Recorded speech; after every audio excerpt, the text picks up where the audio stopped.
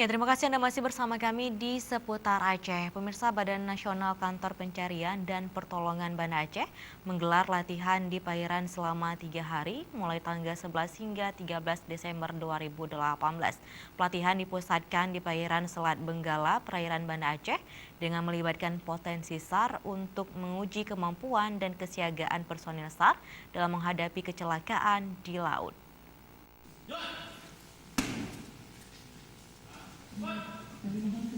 Sebanyak 100 lebih personel dan potensi SAR akan terlibat dalam latihan perairan Kantor Pencarian dan Pertolongan Banda Aceh tahun 2018. Operasi yang dipusatkan di Selat Benggala, perairan Banda Aceh tersebut, melalui siaga posko dan kesiapan personel diterjunkan ke lapangan.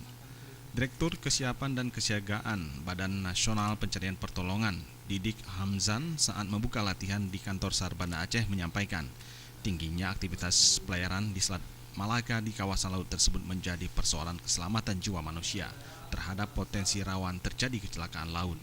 Kondisi demikian, petugas Kantor Pencarian dan Pertolongan Banda Aceh melakukan sejumlah persiapan menghadapi kondisi terburuk dengan kesiapan personel dalam penanganan kecelakaan dan pertolongan jiwa manusia. Untuk latihan SAR kali ini adalah latihan yang terprogram setiap tahun yang dilaksanakan oleh Kantor SAR Banda Aceh. Kali ini kita latihannya latihan manuver dengan tema latihan SAR Ranut Benggala.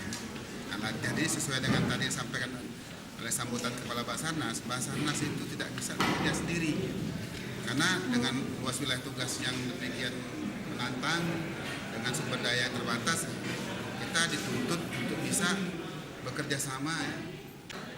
Sementara itu, Kepala Kantor Pencarian dan Pertolongan Banda Aceh Hari Adi Purnomo menyampaikan, personel SAR Banda Aceh selalu siap dan siaga dalam penanganan kecelakaan atau musibah di laut.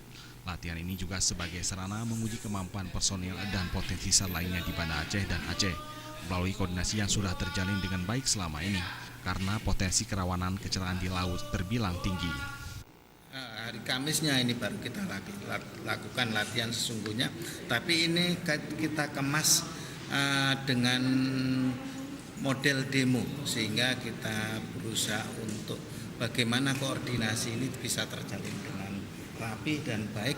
Nah, sinergi kita terhadap dari Basarnas, kemudian dari teman-teman yang lain yang terlibat di dalam kegiatan operasi itu terjalin dengan rapi. Hari Adi Purnomo menambahkan, adapun sejumlah skenario terkait dengan latihan tersebut sudah dipersiapkan melalui dari kondisi kebakaran kapal hingga personel diterjunkan ke lokasi kapal yang terbakar, dan dijadwalkan simulasi penyelamatan kecelakaan di laut akan digelar di perairan Selat Benggala pada hari Kamis 13 Desember 2018. Tim Liputan Aceh TV.